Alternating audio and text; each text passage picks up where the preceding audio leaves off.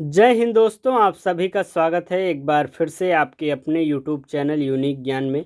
आज हम BA third semester geography में चैप्टर 9 आपको बताएंगे, जिसमें हम पढ़ेंगे ग्रीन हाउस प्रभाव के विषय में, ग्रीन हाउस इफेक्ट के विषय में। इसके पहले हमने आपको 8 चैप्टर बहुत ही अच्छे तरीके से करा दिए हैं। अगर आपने नहीं देखे हो तो चैनल पर विजिट कीजिए, आपको प्लेलिस्ट मिल जाएगी BA third semester geography classes के नाम से, यहाँ पर आपको सिलेबस के साथ साथ चैप्टर वाइज सभी वीडियोस मिल जाएंगी। बस आपको क्या करना है कि ध्यान से सुनना है, और रिवीजन के लिए आपको पीडीएफ नोट्स जो टेलीग्राम चैनल पर मिलती हैं उन्हें इससे रिवीजन कर लेना है, या फिर अगर आप चाहें तो अपना हैंड रिटन नोट्स भी बना सकते हैं, जिससे आपके लिए बहुत ही ज़्यादा हेल्पफुल रहेगा। आप अच्छे से तैयारी करिए, पूरा आपका सिलेबस यहाँ पर कराया जाएगा। अगर आप चैनल पर नए हैं तो चैनल को सब्सक्राइब कीजिए, अपने दोस्तों के पास शेयर कीजिए, वीडियो अवश्य लाइक कर दिया करिए, और कोई भी डाउट रहे लेक्चर ख़त्म होने तक तो आप कमेंट करके हमसे पूछ सकते हैं कि सर ये डाउट था, आप हमें बता दीजिए। आपको कमेंट कर रिप्लाई करके जो है अवश्य जवाब दिया जाएगा। तो चलिए देखते हैं ग्रीन हाउस प्रभाव क्या होता है। इसके पहले चैप्टर 8 में हमने आपको क्या बताया था, वैश्विक तापन के विषय में, ग्लोबल वार्मिंग के विषय में बहुत ही अच्छे तरीके से उसी से जुड़ा हुआ ये एक टॉपिक है, ग्रीन हाउस प्रभाव, ग्रीन हाउस इफेक्ट आखिर क्या होता है। ऊष्मारोधी गैसों की मात्रा वायुमंडल में बढ़ जाने के कारण वायुमंडल के औसत ताप में वृद्धि हो गई, और इसे ही ग्रीन हाउस प्रभाव कहा जाता है। ऊष्मारोधी गैसें अब कौन कौन सी होती हैं? जो ग्रीन हाउस गैसें होती हैं वह ऊष्मारोधी गैसें होती हैं, और उनकी मात्रा जो है वायुमंडल में बढ़ जा रही है, और इसी के कारण वायुमंडल का जो ताप है वह भी बढ़ता चला जा रहा है। और ये किसके कारण हो रहा है? ग्रीन हाउस प्रभाव के कारण, ग्रीन हाउस इफेक्ट के कारण हो रहा है। अर्थात carbon dioxide, chlorofluorocarbon, nitric acid, chloro oxide एवं मीथेन आदि गैसें पृथ्वी के चारों ओर से आच्छादित होकर संरक्षित घेरा बना लेती हैं, जिससे सूर्य की रोशनी पृथ्वी पर आ तो जाती है, किंतु पृथ्वी से वापस होती किरणों को ये गैसें वापस अंतरिक्ष में जाने नहीं देती हैं, और उन पर अवरोध का काम करती हैं। फलतः वायुमंडल के तापमान में वृद्धि होने लगती है, और इन प्रभावों को एवं वायुमंडल के तापमान में वृद्धि को ही ग्रीन हाउस प्रभाव कहा जाता है। हमने आपको वैश्विक तापन पढ़ाते हुए चैप्टर 8 में बताया हुआ था कि जो सूर्य का प्रकाश है, सूर्य की जो किरणें हैं वह पृथ्वी पर आती हैं, और उसमें से कुछ किरणें जो हैं अंतरिक्ष में वापस चली जाती हैं। परंतु जब ये गैसें, ग्रीन हाउस गैस जो होती हैं, यह वायुमंडल में अधिक मात्रा में हो जाती हैं, जितनी अधिक मात्रा में हो जाती हैं वह जो अंतरिक्ष की तरफ वापस जा रही किरणें होती हैं उनको मार्ग में अवरोध डालती हैं और उन्हें जाने नहीं देती हैं। और वह जब किरणें यहीं रह जाती हैं, उनका प्रकाश यहीं रह जाता है, तो वायुमंडल में रहकर वायुमंडल के तापमान में वृद्धि कर देता है, और यही एक प्रकार से वैश्विक तापन होता है। और इसका इफेक्ट ये जो होता है ग्रीन हाउस इफेक्ट अर्थात ग्रीन हाउस प्रभाव के कारण ही होता है। तो आपको अच्छे से समझ में आ गया होगा। आगे हम देखेंगे, कार्बन डाइऑक्साइड जैसी तापरोधी गैसों के कारण पृथ्वी के वायुमंडल के ताप में वृद्धि की पूर्ण घोषणा पिछली सर्वे के अंत में स्वीडन के वैज्ञानिक स्वांते आर्हिनियस द्वारा की गई थी। इसके बाद इस सदी के प्रारंभ में अमेरिकी वैज्ञानिक थॉमस सी चैम्बरलेन ने ग्रीन हाउस प्रभाव पर विचार व्यक्त किया। धीरे धीरे जब ये समस्या बढ़ने लगी, विभिन्न वैज्ञानिकों ने इसके बारे में अपना मत रखा। 1958 में इस पर विधिवत शोध कार्य प्रारंभ हुआ, और आज विश्व के विभिन्न केंद्रों पर इसका विश्लेषण किया जा रहा है, जिससे 1988 में भूमंडल में ताप वृद्धि का ठोस प्रमाण प्राप्त होता है। अब ग्रीन हाउस प्रभाव जो होता है उसके कारण क्या हैं, इसको हम जान लेंगे। ग्रीन हाउस प्रभाव का मुख्य कारण कुछ गैसें हैं, जिसमें carbon dioxide, methane, nitrous oxide, chlorofluorocarbon, जिन्हें अब ग्रीन हाउस प्रभाव गैसें भी कहा जाने लगा है। ये जो गैसें हैं इसे ग्रीन हाउस प्रभाव, ग्रीन हाउस इफेक्ट गैसेस भी कहा जाने लगा है, क्योंकि इन्हीं के द्वारा जो है ग्रीन हाउस इफेक्ट होता है। ऊष्मारोधी ग्रीन हाउस गैसों की वायुमंडल में तीव्र वृद्धि का मुख्य कारण क्या क्या है?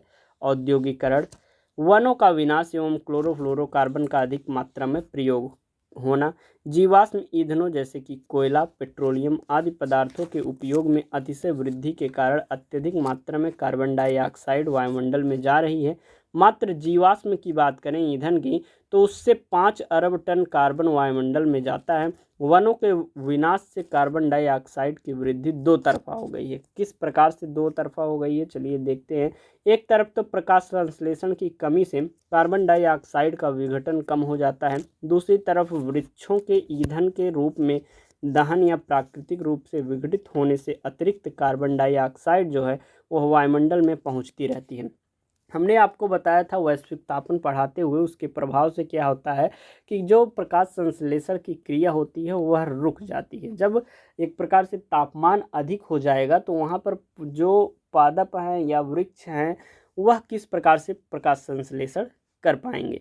तो प्रकाश संश्लेषण नहीं करेंगे तो जो वायुमंडल में उपस्थित कार्बन डाइऑक्साइड है उसको ग्रहण नहीं करेंगे, तो वह जो ग्रहण नहीं कर पा रहे हैं वह कार्बन डाइऑक्साइड तो वातावरण में रह जा रही है, साथ ही साथ ईंधन का दोहन करके जो कार्बन डाइऑक्साइड निकल रही है वह भी वायुमंडल में रह जा रही थी। इस तरह से दो तरफा एक कार्बन डाइऑक्साइड की मात्रा जो है वायुमंडल में बढ़ती जा रही है। वृक्ष विनाश द्वारा 2 अरब टन जो है कार्बन प्रतिवर्ष वायुमंडल में जाता है, जो ग्रीन हाउस प्रभाव का मुख्य कारण बनता है। क्लोरोफ्लोरोकार्बन का प्रयोग जो है वह रेफ्रिजरेटर में किया जा रहा है। एयर कंडीशनर, गद्देदार सीट, सोफा, फोम, रोजिन, खुशबूदार कॉस्मेटिक एवं एरोसेल स्प्रे के निर्माण में किया जा रहा है। वैज्ञानिकों का मत है कि क्लोरोफ्लोरोकार्बन एवं हेलिन गैसों का ग्रीन हाउस प्रभाव की वृद्धि में 90% तक का योगदान है। अर्थात आप जो एसी यूज़ कर रहे हैं, पहली बात तो एसी आप यूज़ कर रहे हैं गर्मी से बचने के लिए, और गर्मी से बचने के लिए जो आप गैस एसी में जो भी लगती है, जो भी निकलती है रेफ्रिजरेटर में अर्थात फ्रिज में जो भी निकलती है, उससे वैश्विक तापन जो है ग्लोबल वार्मिंग बढ़ता जाता है। ग्रीन हाउस गैसेज निकलती हैं, अधिक होती हैं, जिससे वैश्विक तापन होगा और फिर से वही गर्मी आपको जो अब गर्मी पड़ रही है उसका दोगुना आगे चल के गर्मी पड़ने लगती है, अर्थात वायुमंडल में ताप की वृद्धि हो जाती है, जिससे हमने हानियां भी आपको पिछले चैप्टर में बताई थी कि विभिन्न प्रकार के हिमनद पिघलते जा रहे हैं और समुद्र तट की जो है एक प्रकार से ऊंचा होता चला जा रहा है, उसका लेवल जो है ऊंचा होता चला जा रहा है। आगे हम देखेंगे ग्रीन हाउस प्रभाव के दुष्परिणाम क्या हो रहे हैं। ग्रीन हाउस प्रभाव से उत्पन्न संकट मात्र किसी एक देश की समस्या नहीं है, बल्कि यह एक विश्वव्यापी पर्यावरणीय समस्या है। जैसे कि आपने अपने भूमंडलीय क्षेत्रों को तो बांट लिया, लेकिन वायुमंडल जो है उसे आप बांट नहीं सकते हैं, सब एक दूसरे से मिली हुई हैं। अर्थात कोई भी देश में अगर जो है अधिक ग्रीन हाउस गैसें उत्पन्न की जा रही हैं, उसका प्रभाव सभी देशों पर अर्थात पूरे पृथ्वी पर पड़ेगा। ग्रीन हाउस प्रभाव के कारण अब तक वायुमंडल में 36 lakh ton carbon dioxide gas की वृद्धि हो चुकी है एवं वायुमंडल में 24 लाख टन ऑक्सीजन समाप्त हो चुकी है। कार्बन डाइऑक्साइड में वृद्धि के कारण पृथ्वी के तापमान में 1 डिग्री सेंटीग्रेड तक की वृद्धि हो चुकी है और 2020 तक जो है अनुमान किया गया था कि 4 से 5 डिग्री सेंटीग्रेड तक वृद्धि हो जाएगी। तापमान की इस अतिशय वृद्धि से विश्व के हिमखंड पिघल जाएंगे, समुद्र के जल स्तर में 10 इंच से 5 फुट तक की वृद्धि हो जाएगी, जिससे सभी समुद्र तटीय नगर जो हैं वह डूब जाएंगे।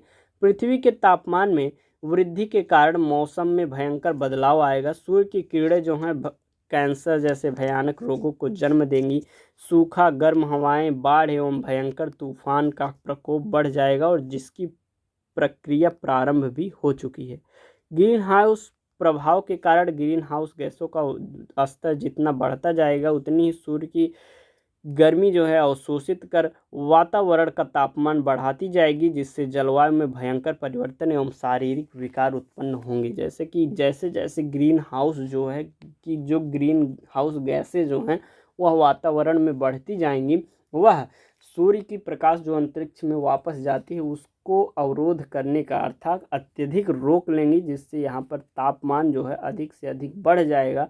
और जब वह बढ़ जाएगा तो विभिन्न प्रकार के जो शारीरिक रोग हैं और जो जीव जंतु विभिन्न प्रकार के हैं कम तापमान में जीवित रहते हैं, बहुत से जीव तो मर भी गए हैं अभी जो तापमान वृद्धि हुई है। आपको यहाँ पर देखने को मिल रहा होगा कि जैसे गर्मी पहले इतने महीने तक रहती थी, सितंबर अब आ गया है, देखिए गर्मी अब भी इतना ज़्यादा है। तो धीरे धीरे आपका मौसम परिवर्तन, मौसम में भी इसका प्रभाव आपको देखने को मिल रहा है।